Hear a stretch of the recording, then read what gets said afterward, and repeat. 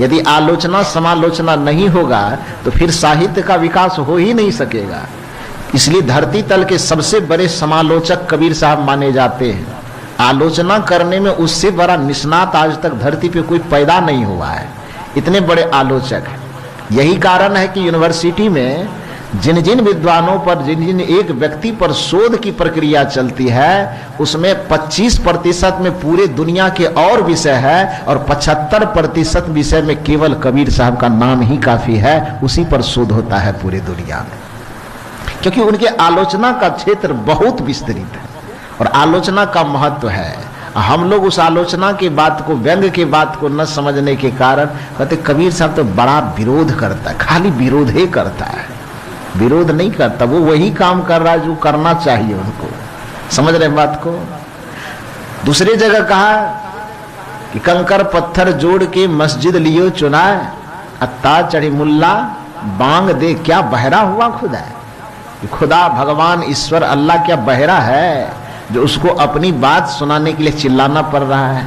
अरे उनको अपनी बात सुनाने के लिए मन में केवल भावना करो, कल्पना करो। जब एक अपना करीबी आदमी आपकी बात को इशारा से समझता है तो फिर ईश्वर को समझाने के लिए आपको फिर चिल्लाने की क्या आवश्यकता पड़ रही? यही कारण है कि जब तक मीराबाई ईश्वर को, परमात्मा को अपने से दूर समझ रही थी, तब तक वह भी उन्हें पुकारने के लिए मंदिर मंदिर घूमते फिरती थी। लेकिन गुरु के शरण में जाकर के गुरु रविदास जी से जब बोध प्राप्त हुआ और उसे प्राप्त यह ज्ञान मिला कि जिसको खोजने के लिए हम मंदिर मंदिर नाच रहे हैं, झूम रहे हैं, इतना ताना सुन रहे हैं, वो कहीं बाहर में नहीं, भीतर में है। तो उस सब जगह जाना बंद कर दिया, एक जगह बैठ करके बस ध्यान मगन रहने लगी। तो कोई आदमी जिसके साथ में सब दिन घूम रहा हो और अचानक वो बंद हो गया हो तो फिर सब पूछेगा ना कि काहे बंद कर दिए, कुछ गलती हो गई, क्या हो गया, नहीं हो गया, मिलना जुलना, आना जोना, एक साथ खाना पीना सब बंद कर दिए, क्यों कर दिए? तो मीराबाई के पास सब लोग झुंड बना करके गए, सब उसके पंडित जो भी होंगे, गाने बजाने वाले सब गए और सब ने हाथ जोड़ करके मीराबाई से कहा कि मीराबाई आप हमारे साथ में जाती थी, कीर्तन गाती थी, परमात्मा को रिझाती थी, खूब मन लगता था, आप अचानक बंद क्यों कर दिए? मीराबाई ने कहा कि पहले जितना दिन हम जो कुछ भी किए पता नहीं जानने के कारण भटक रहे थे, और अब कुछ दिन से जब गुरु के शरण में गए तो गुरु के द्वारा ऐसा ज्ञान प्राप्त हुआ कि हमको उस परमात्मा का असली ठिकाना, असली पता मिल गया। अब जान गए कि वो बाहर में नहीं है।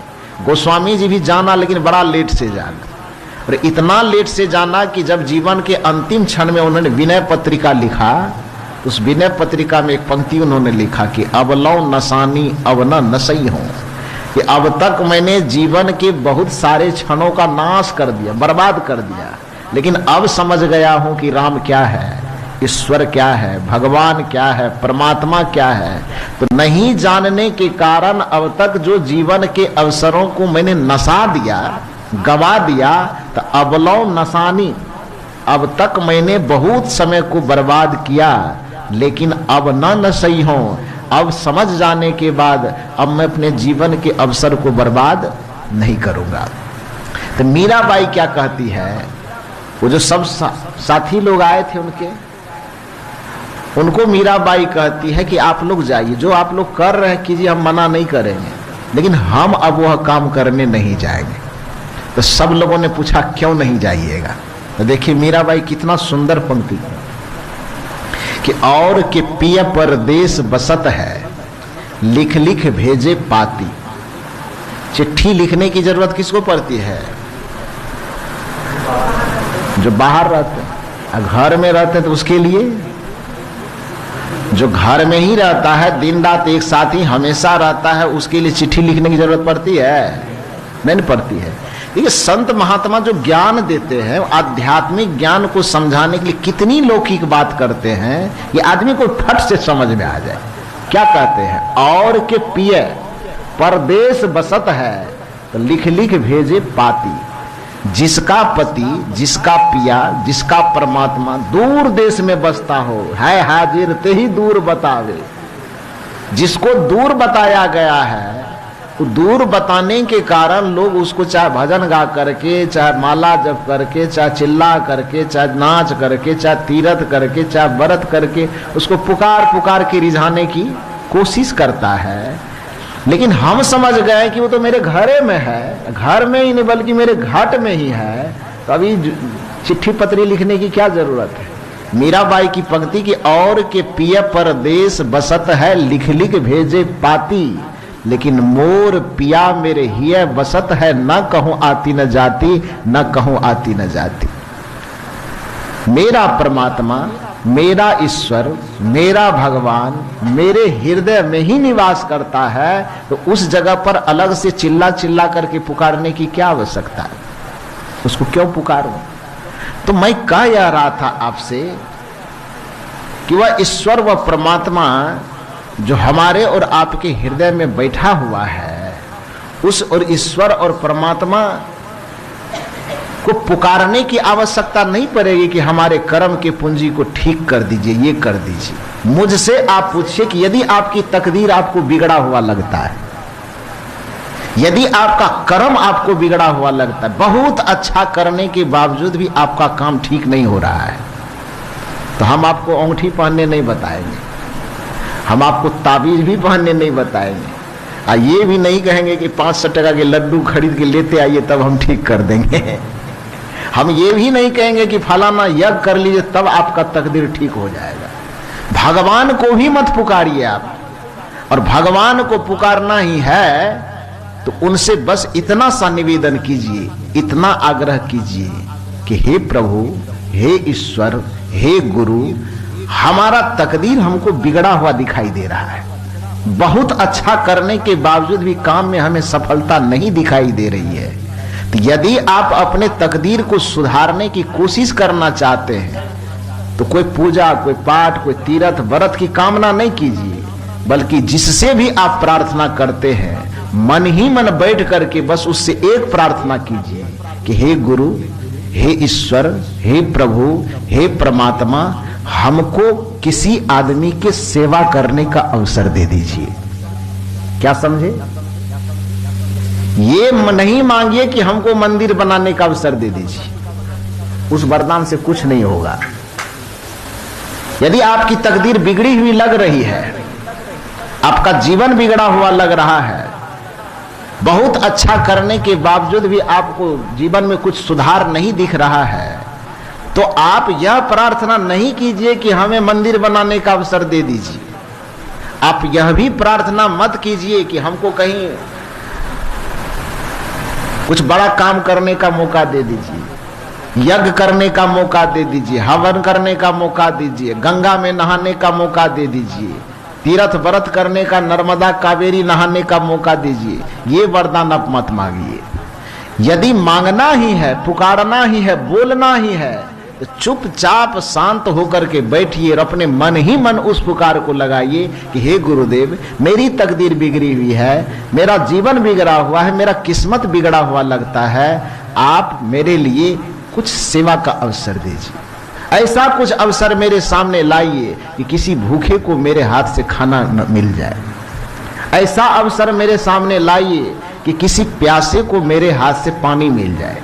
ऐसा अवसर मेरे सामने लाइए और वह मनुष्य सौभाग्यशाली है, आपके 1000 जन्म का पाप कट जाएगा यदि बिना कहे अतिथि के रूप में कोई भूखा आपके दरवाजे पर आ गया, और वह भूखा यदि आपके दरवाजे पर एक थाली खाना खा करके चला गया, तो आपके 1 जन्म के जितने अपराध होंगे सब अपराध को माफ करके वो चला गया। जो यह काम नहीं कर पाता है वह सबसे बड़ा दुर्भाग्यशाली मनुष्य इस धरती का। भजन में हम लोग गाते हैं, कभी प्यासे को पानी पिलाया नहीं, बाद अमृत पिलाने से क्या फायदा, कभी गिरते हुए को उठाया नहीं, बाद आंसू बहाने से क्या फायदा, एक गिलास पानी भी अमृत से ज्यादा बढ़ करके हो सकता है। कब? उस शिवलिंग पर चढ़ाने से। उस शिवलिंग पर चढ़ाने से कोई फायदा होने वाला नहीं है। हमको तो लगता है कि शंकर जी के ऊपर जाकर के जितना लोग पानी चढ़ाता होगा ना, शंकर जी उसको एकदम श्रापे देता होगा, श्राप देता होगा। क्यों? अच्छा, एक बात आप उदाहरण के तौर पे बताइए, ठंडा की बात नहीं है। कोई आदमी बाढ़ में, पानी में फंसा हुआ है और उस व्यक्ति को जरूरत है कि आदमी हाथ पकड़ के किनारे पे निकाले। वो सोच रहा है कि किसी तरह पानी खत्म हो जाए, पानी घट जाए, लेकिन वहां पर पानी घटाने या खत्म करने के बजाय या उसका हाथ पकड़ कर निकालने के बजाय और बाल्टी के बाल्टी पानी हम डालते जाए तो जो फंसा हुआ आदमी है वो हमारी प्रशंसा करेगा कि हमको गाली देगा? वो कहेगा कि हमको निकलने दो तब मजा चखाते कहेगा कि नहीं कहेगा? बिल्कुल कहेगा। उसी तरह से जो आदमी धूप में तप रहा है, जो आदमी प्यास से परेशान है, उसको आप एक लोटा, एक गिलास पानी पिला दें तो फिर वो तो आपकी जीवन को बदल देगा। वह पुण्य आपके जीवन को बदल देगा। लेकिन जिस शंकर जी के ऊपर हम दिन रात जल चढ़ाने जाते हैं, अरे उसके माथे पर खुद गंगा जी विराजमान है कि नहीं है? वो भीतर से ही पानी निकल रहा है, उसको माथे पर खुद गंगा जी को बैठा के रखा है और उसके बाद आप इधर से और पानी लेकर के उसको डालने जाते हैं। कैसा लगता है? पानी की आवश्यकता उन्हें नहीं है, और जहां पर आवश्यकता नहीं होती है वहां पर व्यय किया गया ऊर्जा व्यर्थ होता है। जैसे आपको एकदम पूरा कंठ तक आप खाए हुए हैं, पूरी, हलवा, रसगुल्ला खूब खा लिया है, आपके सामने हम लेके जा रहे हैं 5 ठो मिठाई और बढ़िया बढ़िया रसगुल्ला, आपको कह रहे हैं कि खाइए, आप कह रहे साहब नहीं खा सकते क्यों? कंठ तक एकदम भरा हुआ है। दे रहे नहीं नहीं नहीं खाइए, नहीं खाएंगे। 2 बार प्रेम से 4 बार बोलिएगा, फिर भी हम कहने कॉलर पकड़ के खाने पड़ेगा क्या होगा? वो हाथ जोड़ के कर नहीं खाएगा, हम कहे खाइए, तो वो उनकी हम सेवा कर रहे हैं कि उनको हम चिढ़ा रहे हैं? क्या कर रहे हैं? चिढ़ा रहे हैं। रसगुल्ला महत्वपूर्ण हो सकता है किसके लिए? जिसके पेट में भूख है। यदि उसका पेट भरा हुआ है तब उसको जबरदस्ती यदि हम खिलाने की कोशिश कर रहे हैं, तब उसकी हम सेवा नहीं कर रहे हैं, बल्कि उसको बीमार पड़ाने की व्यवस्था कर रहे हैं। कर रहे कि नहीं कर रहे हैं? भोजन महत्वपूर्ण है कब? जहां भूख हो। अब वही भोजन जहर है कब? जब पेट कंठ तक भरा हुआ हुआ फिर भी वो भोजन डाला जा रहा है, तो भोजन अमृत नहीं बनेगा, वो जहर बनेगा। तो जहां पर आवश्यकता है, आवश्यकता के अनुरूप ही कोई कार्य अमृत अथवा जहर बनना तय करता है। ठीक उसी प्रकार से प्यासे को यदि हम पानी पिलाते हैं तो वह सबसे बड़ी पूजा है। और शंकर जी तो गंगा धारण खुद किए हुए हैं, उसको पानी की जरूरत नहीं, और फिर भी जबरदस्ती हम पानी डालते हैं। तो पानी डालने वाले को भी पीठ पर कितना सोटा लगता है, जानना हो तो देवघर चले जाइए लगता है कि नहीं लगता? खाए हैं आप? नहीं खाए नहीं गए। तो मैं ये कहना चाह रहा हूं, खैर वो जो करता है जिसको करने दीजिए, उतना लोग संभाल भी नहीं सकता है। मूल रूप से इस बात को समझिए। मैं ये कहना चाह रहा हूं कि भगवान, ईश्वर, परमात्मा, खुदा, गॉड, किसी को भी पुकार करके यदि आप ये कहना चाहते हैं कि हम बड़े दुखी हैं, हम परेशान हैं, तो उनसे और कुछ वरदान की इच्छा आप कीजिए कि न कीजिए, बस एक वरदान मांग लीजिए। क्या वरदान? कि हे प्रभु, कोई ऐसा अवसर प्रदान कीजिए, सेवा का अवसर मुझे दीजिए कि कोई भूखा आदमी मेरे हाथ से भोजन ग्रहण कर ले। ऐसा अवसर मेरे सामने में ला दीजिए कि किसी प्यासे को पानी पिलाने का मौका मिल जाए। ऐसा अवसर ला दीजिए कि किसी लाचार, किसी विवश आदमी को हमारे मदद से उसका हित हो जाए, उसका उपकार हो जाए। और याद रखिए, यह अवसर यदि आपके सामने में आ गया और उस अवसर का लाभ आपने उठा लिया तो अपने बिगड़े हुए, अपने उलझे हुए, अपने उल्टे तकदीर को बदलने का काम आप कर रहे हैं। आपका तकदीर संवर जाएगा, निश्चित संवर जाएगा। तो ये कर्म की पूंजी जो आप लेकर के आए हैं, जो परोपकार करता है, इसका मतलब है कि अपने पूंजी को बढ़ा रहा है। जो दूसरे का हित करता है, इसका मतलब है अपने पूंजी को वह बढ़ा रहा है। जो दूसरे भूखे को खिला रहा है, वह अपने जीवन के पुण्य की पूंजी को बढ़ा रहा है। जो सत्संग कर रहा है, वह अपने जीवन की पूंजी को बढ़ा रहा है। जो ध्यान कर रहा है, वह अपने जीवन की पूंजी को बढ़ा रहा है। जो गुरु की सेवा कर रहा है, वह अपने जीवन की पूंजी बढ़ा रहा है। लेकिन इसके ठीक उल्टा जो दूसरे को रुला रहा है, जो दूसरे को सता रहा है, जो दूसरे को पीड़ा दे रहा है, जो दूसरे के जीवन में दर्द घोल रहा है, जो दूसरे के रास्ते में कांटा बिछा रहा है, वह अपने जीवन की पूंजी को घटा रहा है। इसी बात को कबीर साहब कहते हैं, यह संसार हाट बनिए की सौदा सब जग आया, काहू न किन्हा दाम चबूना। हम लोग घाटा वाला पार्टी नहीं है, हम लोग फायदा वाला है। काहू न किन्हा दाम चबूना, काहू न मूल गवाया तूने हीरा जन्म गवाया। भजन बिना नर बावरे तूने हीरा जन्म गवाया। भजन के बिना, ध्यान के बिना, सत्संग के बिना हीरा सा अनमोल जीवन को बहुत सारे लोग व्यर्थ गंवा देते। तो कबीर साहब की जो साखी में आपसे कह रहा था, जो तू सांचा बानिया, सांची हाट लगाओ। कबीर साहब कहते तो सच्चा व्यापारी बनकर के यदि इस संसार में आया है तो हटिया लगाते तो हो, लेकिन थोड़ा सच्चा हटिया लगाओ। खाली झूठे वाला हटिया मत लगाओ, क्योंकि झूठे वाला हटिया लगाने से क्या होगा, थोड़ी देर के लिए संतुष्टि मिलेगा लेकिन तृप्ति नहीं मिलेगा। ध्यान दीजिए, संतुष्टि में और तृप्ति में आसमान और धरती का फर्क है। संतुष्टि मन की मान्यता है और तृप्ति क्या है, जीवन का अनुभव है ना। संतुष्टि किसी चीज से हो सकता है। हम बाहर में हैं, आसमान को देख रहे हैं, बादल देखने में आनंद आ रहा है, मन संतुष्ट हो रहा है। पहाड़ देख रहे हैं, मन खुश हो गया, मन संतुष्ट हो रहा है। तो संतुष्टि केवल मन की क्या है, एक भावना, एक कल्पना है, अनुकूल भावना। मन के अनुकूल भावना होने पर मन अपने आप संतुष्ट हो जाता है, लेकिन मन तृप्त नहीं होता है।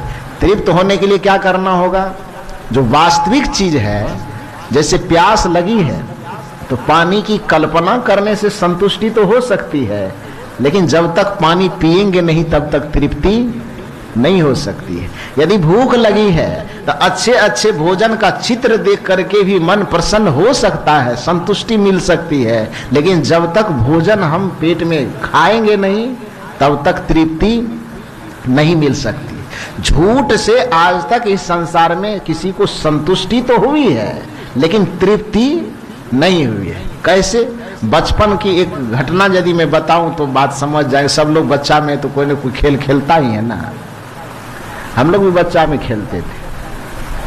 एक खेल शायद ही कोई ऐसा होगा जो बचपन में नहीं खेला होगा। क्या खेलते थे, तो सब बच्चा सब मिल करके भोज करते थे।